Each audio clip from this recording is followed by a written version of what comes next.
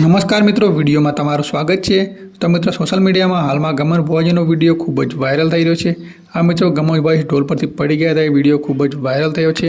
તો મિત્રો, ગમન ભુવાજીને ઢોલ પર બેસાતા પહેલાં ઢોલવાળા ભાઈએ ગમન ભુવાજીને શું કહ્યું હતું અને બધા લોકોને શું કહ્યું હતું એ હું પણ તમને સમગ્ર વિડીયો બતાવું।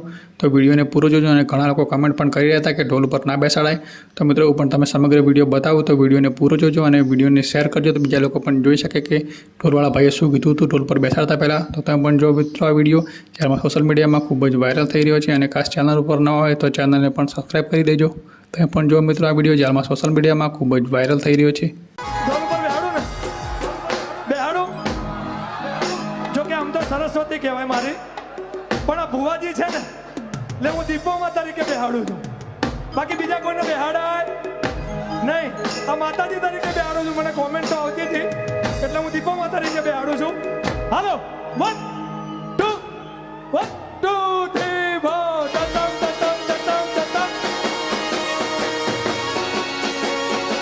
બાપો બાપો